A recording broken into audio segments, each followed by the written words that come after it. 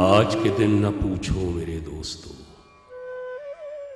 آج کے دن نہ پوچھو میرے دوستو، دور کتنے ہیں خوشیاں منانے کے دن، کھل کے ہنسنے کے دن، گیت گانے کے دن، پیار کرنے کے دن، دل لگانے کے دن۔ آج کے دن نہ پوچھو میرے دوستو، آج کے دن نہ پوچھو میرے دوستو، زخم کتنے ابھی وقت بسمل میں ہیں، دشت کتنے ابھی راہ منزل میں ہیں، تیر کتنے ابھی دست قاتل میں ہیں۔ آج کے دن نہ پوچھو میرے دوستو، آج کا دن زبوں ہے میرے دوستو، آج کے دن تو یوں ہے میرے دوستو، جیسے درد و علم کے پرانے نشاں، سب چلے سوئے دل کارواں کارواں۔ ہاتھ سینے پہ رکھو تو ہر ایک استقباں سے اٹھے نالائے الامان الامان۔ آج کے دن نہ پوچھو میرے دوستو، کب تمہارے لہو کے دریدہ علم فرق خورشید محشر پہ ہوں گے رقم۔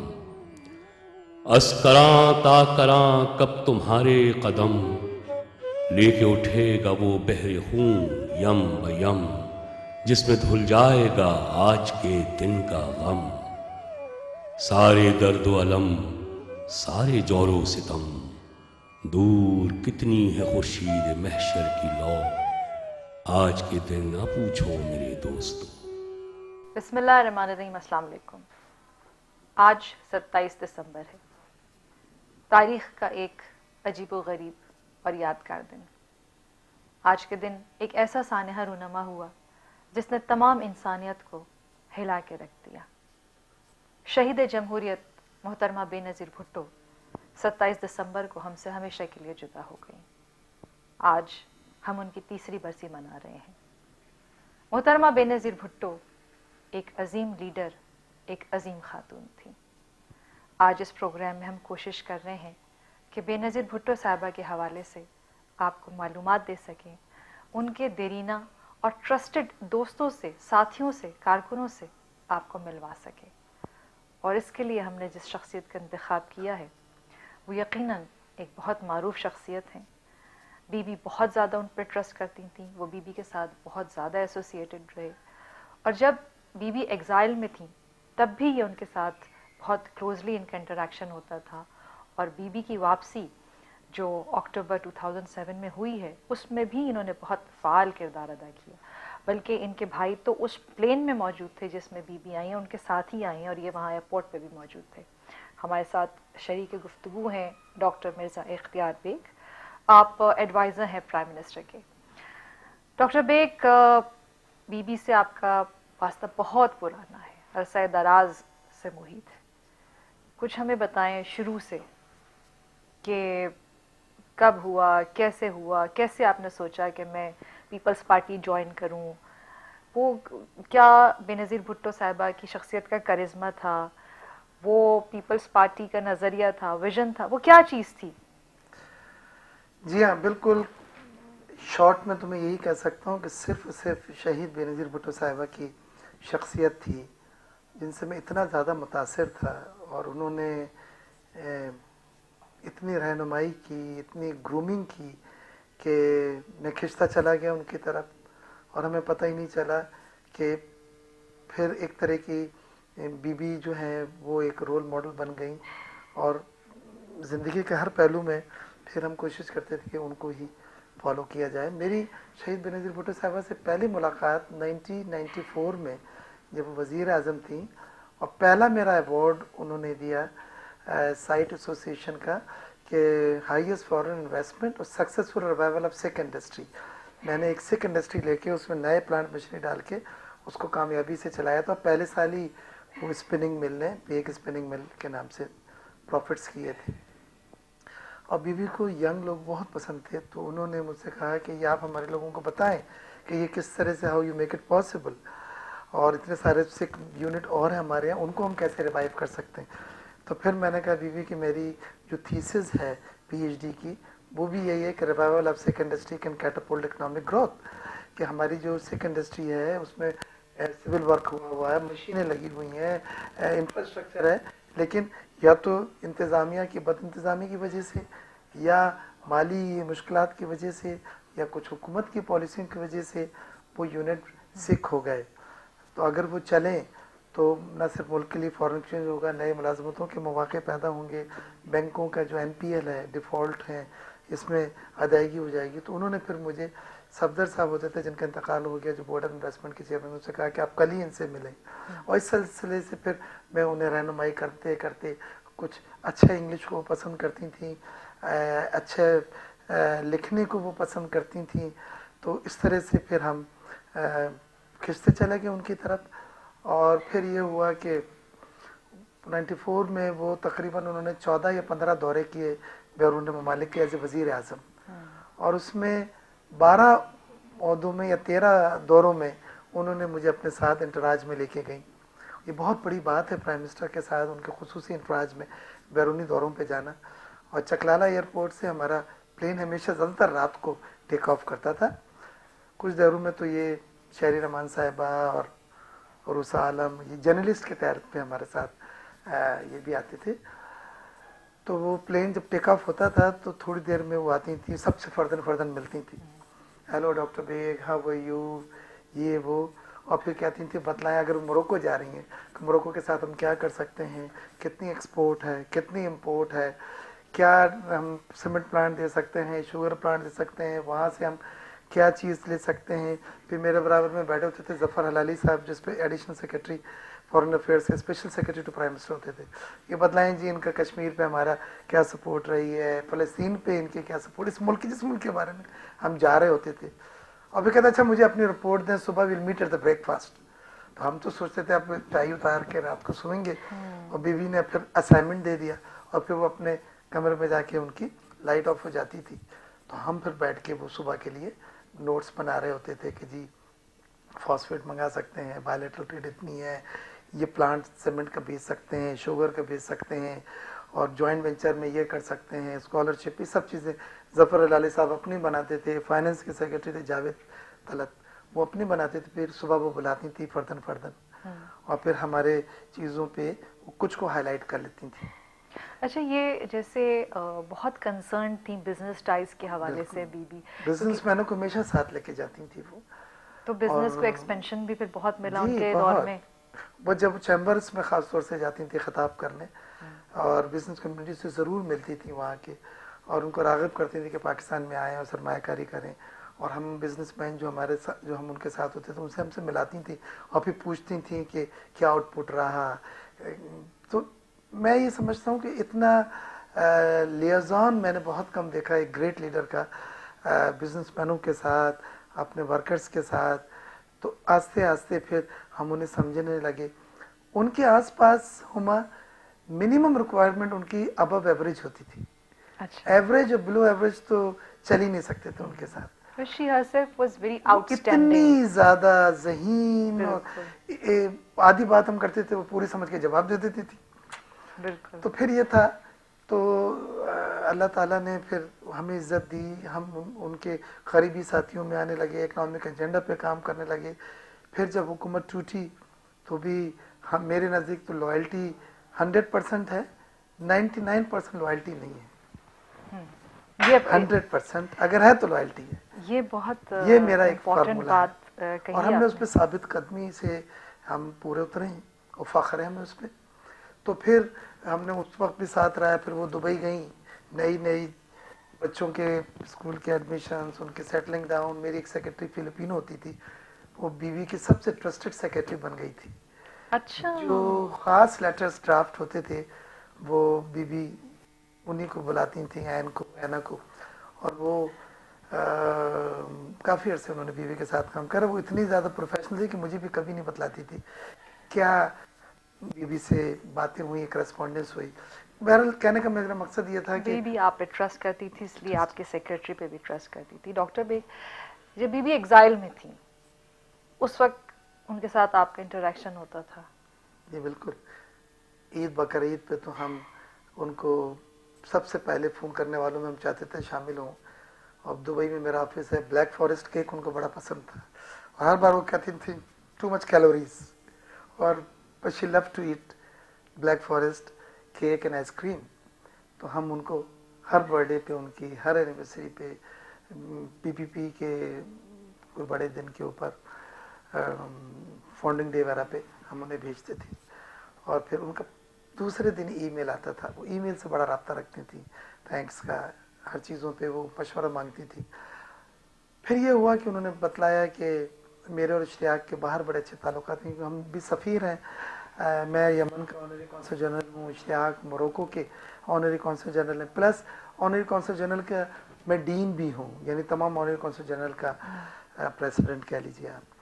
तो बाहर हमारे जितने, जैसे यूके में जो ब्रिटिश मेंबर ऑफ पार्लियामेंट थे, शाहिद मलिक, तारिक महमूद, चौधरी सरवर और इस तरह के, उनको हम दुबई लाते थे, बीवी से वो मिलते थे. फिर वहाँ जाके वो टोनी ब्लेयर वगैरह, जिन पार्टी से उनका ताल्लुक था, उनको कहते थे कि जी ये जमहूरियत के लिए बीवी का आना ज़रूरी है. फिर वो आवाज़ उठती थी और इस तरह से एक रामबार हुई. अमेरिका में भी आपने देखा इसी तरह हुआ.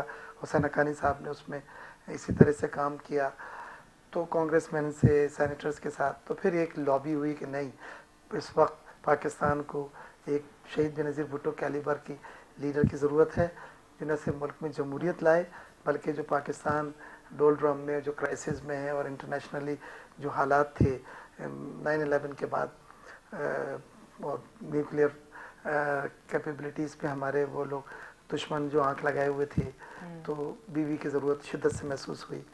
और फिर आपने देखा कि बीवी बड़े इज़्ज़त और वक़ार के साथ आई. लेकिन यहाँ पे मैं एक बात बताता चलूँ कि बीवी ने हमारी फैमिली से एक आदमी को अलाउ किया था साथ आने का.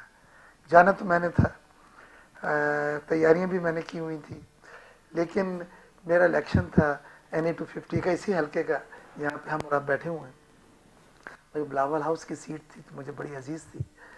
इलेक्शन में पहले तो मैं तैयार नहीं हो रहा था. मैंने बीवी, ये तो बड़ा हार्ड टाइम है, मुझे तो आप सेनेटर बना दीजिएगा, बस लिखने पढ़ने का काम.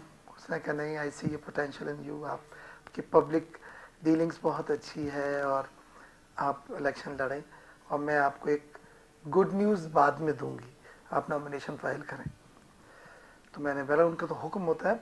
2 इलेक्शन मैंने लड़े. पहला इलेक्शन तो मैं तैयार नहीं था. रज़ा रब्बानी साहब थे, अमीन फ़हीम थे, नाहिद खान थी, सफदर अब्बासी थे. सब ने मुझसे कहा नहीं बेग साहब हाँ करें, बस बीवी को ना नहीं कर सकते. तो हमने नॉमिनेशन भरा. लेकिन दूसरा इलेक्शन जो था वो बड़ी तैयारियों के साथ. डॉक्टर बेग, आपका अभी जो 2008 का जो लास्ट इलेक्शन हुआ, जिसमें आपने बताया कि कॉन्स्टिट्यूंसी आपकी NA 250 थी, उस पर मैं आपसे डिटेल में बात करना चाहती हूँ. लेकिन उससे पहले मैं चाहती हूँ कि हम जो बीबी की आमद हुई है, जो बीबी बहुत सालों के बाद आई मैं हैं, भी चाहूँगा कि उस और वो जो उनका तारीखी इस्तकबाल हुआ है, वो मैं बतलाना चाहूँगा. और बहुत सारी ऐसे तारीख के वर्क में उलटना चाहूँगा जो आज से पहले शायद हमारे आपके इल्म में नहीं है. शहीद बेनज़ीर भुट्टो साहब जब आ रही थी तो उनकी इस्तकबालिया कमेटी में मैं था, और हमारा काम यह था कि शहर को दुल्हन की तरह सजाएं और हर जगह बीवी को वेलकम नज़र आए. उसके लिए हमने बहुत मेहनत की, और आपने देखा वाकई में शहर दुल्हन की तरह सजा था. बिजनेस कमेटी का पूरा लियाज़ान मेरा था, तो उस कमेटी का मेंबर था मैं. उसमें यूसुफ तालपुर साहब थे, मेरानी साहब थे, और दूसरे सीनियर लोग, उसके मुराद. उसके बाद फिर ये हुआ कि जो अरबाब रहीम थे चीफ मिनिस्टर, उनको कहा गया कि जी बेग साहब बड़े बढ़ चढ़ के और सब बिजनेस कमेटी से डोनेशन और ये वो और पूरी इनकी फाइनेंसिंग है, इनको बंद कर दिया जाए. तो उस दिन एक एहतजाज का था. मैं, कायम अली शाह, खुर्शीद शाह, यूसुफ तालपुर, हम गए थे. तो पुलिस ने पकड़ के हमें डिफेंस थाने में बंद कर दिया. अच्छा. तो हमारे वर्कर्स थी, तो मेरी कंस्टिट्यूंसी थी, हज़ारों की तादाद में जमा हो गए, शेरिन जना कॉलोनी के. वो CM उस वक्त इंटीरियर सिंध के दौरे पे थे, तो रात तक उन्होंने 2 बजे तक हमें रखा, दोपहर से. उसके बाद CM आए तो उन्होंने कहा कि नहीं, कायम शाह को छोड़ दो, बाकियों को छोड़ दो, बेग साहब की FIR काट दो. तो फिर हमारे आदमियों ने शोर मचाया. फिर शाह साहब ने और खुर्शीद शाह ने कहा हम भी नहीं जाएंगे, बेग साहब को भी हमारे साथ छोड़ें. बहरहाल मैंने कहा जी हम भी नहीं जाएंगे, हमारे वर्कर छोड़ें. काफ़ी वर्कर्स बंद करे थे. बहरहाल अल्लाह ने इज्जत दी और सबको छोड़ा. फिर उन्होंने घर पे रेड किया. नौरीन बहुत परेशान, रात के वक्त पे لیکن ایک پولیس آفیسر تھا بڑا ایماندار بھی اور پارٹی کا سافٹ کارنر رکھتا تھا, اس نے پہلے سے بتلا دیا تھا کہ آج سی ایم صاحب ریڈ کریں گے, تو وہ چاہتے ہیں کہ کسی طرح سے آپ کو امپلیکیٹ کریں کیونکہ آپ بی بی کی مہم میں بہت انسٹرومنٹل ہیں. بہرحال ان باتوں کے باوجود وہ دن آیا کہ جب بی بی آ رہی تھی تو میں نے اشتیاق کو بھیجا کہ آپ جائیں, اور ہم نے بہت سارے بینرز اور کیپس بنائی تھی, یہ دیکھ رہے ہیں, ویلکم بے نظیر بھٹو, بالکل بالکل. ڈاکٹر اختیار bag, NA250 Karachi. Be be نے یہ کیپ لے کے ایک ایک جرنلسٹ کو پہنائی, اتنی خوشی جیسے کوئی بچی خوش ہوتی ہیں, وہ پھولے سے نہیں سما رہی تھی, جیسے جیسے پاکستان قریب آ رہا تھا.